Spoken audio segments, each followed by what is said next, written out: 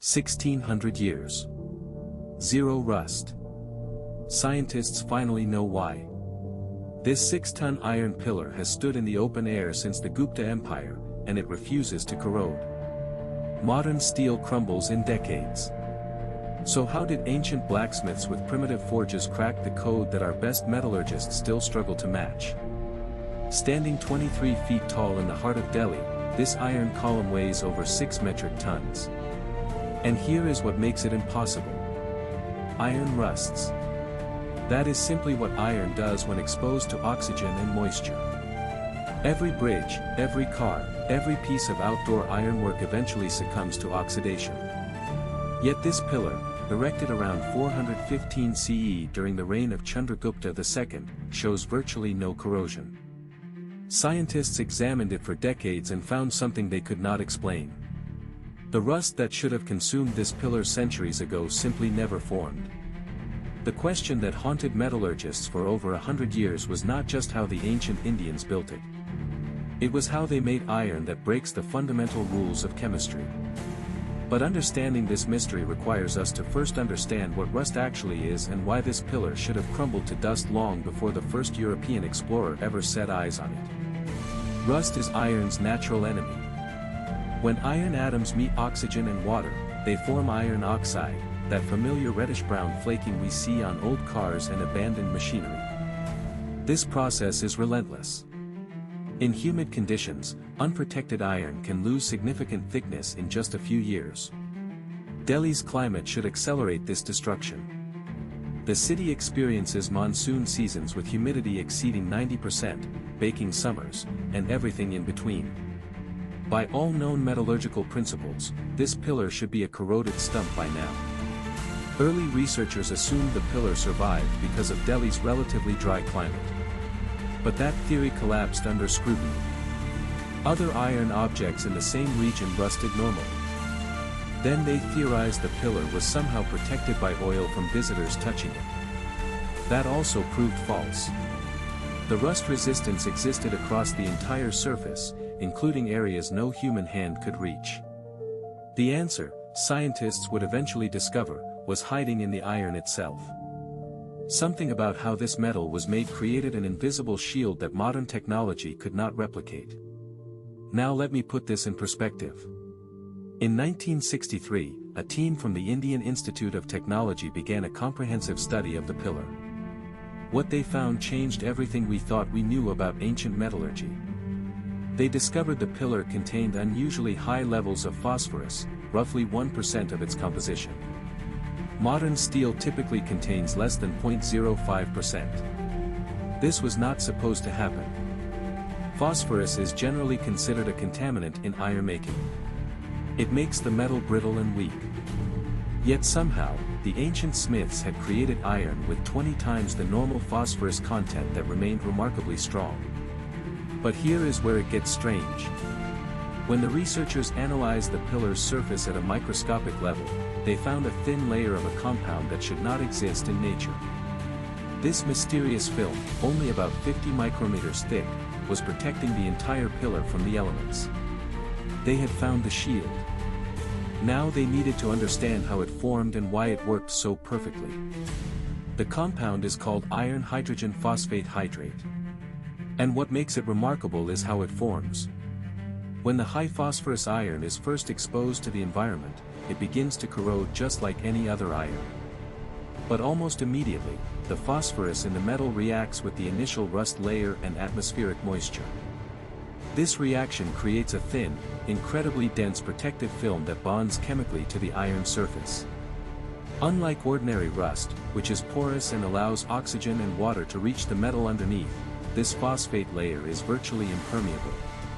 It seals the iron away from the elements completely. Think of it like this. Normal rust is like a sponge. Water and oxygen pass right through, allowing corrosion to continue deeper and deeper. But the phosphate layer is like glass. Nothing gets through. And here is the truly elegant part. If the film is scratched or damaged, the exposed iron immediately begins forming new phosphate compound. The pillar literally heals itself. This is not lost ancient knowledge. This is accidental chemistry working perfectly for 16 centuries. But that is not even the most incredible part of this story. Because the real mystery is not the chemistry. It is how ancient blacksmiths managed to create this high phosphorus iron in the first place. And what researchers discovered next completely overturned our assumptions about ancient Indian metallurgy. The Gupta-era smiths were not trying to make rust-proof iron. They had no idea this would happen. Instead, they were using a specific type of iron ore found in certain regions of India that was naturally rich in phosphorus. Their smelting process, which used charcoal-fired bloomery furnaces at relatively low temperatures, failed to remove the phosphorus the way modern high-temperature methods would. In trying to make ordinary iron, they accidentally created something extraordinary. And here is what makes this even more remarkable. These ancient metallurgists had to solve a problem that should have made their high-phosphorus iron useless. And the technique they developed was so sophisticated that it took modern scientists decades to understand how it worked. Remember, phosphorus makes iron brittle. High-phosphorus iron shatters under stress. You cannot forge it, you cannot shape it, you cannot make anything useful from it. So how did the Gupta smiths create a massive decorative pillar from material that should have cracked apart under the first hammer blow? The answer lies in a forging technique called slag welding. Instead of casting the pillar as a single piece, the ancient metallurgists built it from hundreds of smaller iron blooms. Each bloom was heated and hammered together with the others, with the slag, the glassy impurities, actually helping to bond the pieces. This process distributed the phosphorus unevenly throughout the metal, creating pockets of lower phosphorus iron that remained ductile and workable, surrounded by higher phosphorus regions that would later form the protective layer.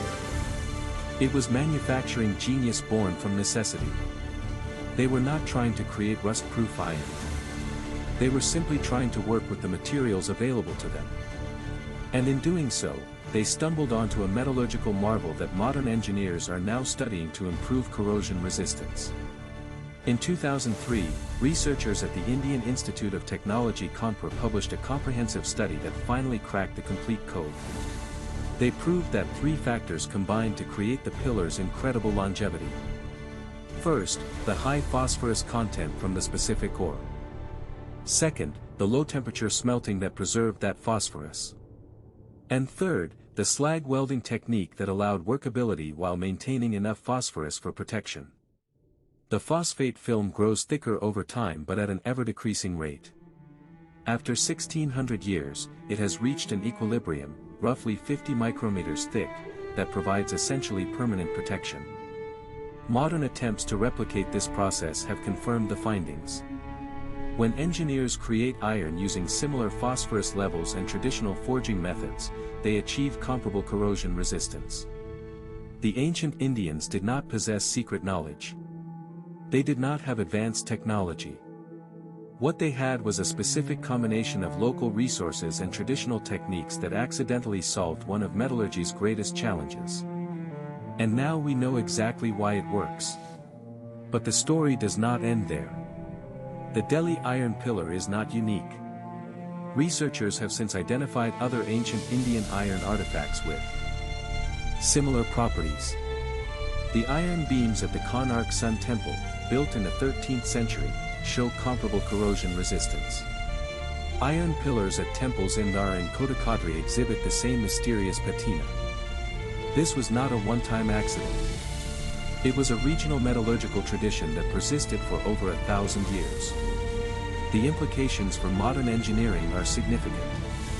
Researchers are now exploring phosphorus-based coatings inspired by the pillar's chemistry. Some studies suggest that controlled addition of phosphorus to steel could dramatically extend the lifespan of bridges, buildings, and infrastructure. A 1,600-year-old monument may hold the key to solving one of our most expensive industrial problems. Every year, corrosion costs the global economy over $2 trillion. And part of the solution was forged in the fires of ancient India, preserved in plain sight for anyone willing to look closely enough. What makes this discovery so profound is what it tells us about ancient civilizations. We often assume that remarkable achievements require remarkable intentions. That ancient wonders must have been created by people who understood exactly what they were doing. The Delhi iron pillar proves otherwise. Sometimes the most enduring achievements come from craftsmen simply doing their best with available materials. They were not trying to create something that would last forever. They were trying to honor a king and demonstrate their skill. The rust resistance was an accident, a beautiful accident of chemistry that emerged from local ore, traditional techniques, and the patient accumulation of a protective layer over centuries. This does not diminish the achievement. It makes it more human, more relatable. Ancient metallurgists were not magicians or geniuses with lost knowledge. They were skilled craftspeople who, through generations of practice, developed techniques that worked better than they could have possibly understood. The mystery of the Delhi iron pillar stood for over a century because we were asking the wrong question. We assumed ancient people must have possessed some secret knowledge that we had lost. The truth is more elegant and more inspiring. They used what they had. They refined their craft through trial and error over generations. And sometimes, they created something extraordinary without fully understanding why. Today the pillar still stands in the cut-up complex, visited by thousands daily. Most come for the surrounding medieval monuments. Few understand the metallurgical marvel in their midst. But now you do. You know that the pillar's survival is not magic or mystery but chemistry, born from phosphorus-rich ore, low-temperature forges, and the patient craftsmanship of smiths who died 15 centuries before anyone could explain their success. And that, I think, is more amazing than any lost secret could ever be. Because it means we are capable of achieving things we do not yet understand. Just like they were. If this video changed how you see ancient achievements, subscribe to decode more lost knowledge. Every mystery we solve reveals ancient genius, not ancient aliens. Now I want to hear from you. What ancient engineering achievement impresses you the most?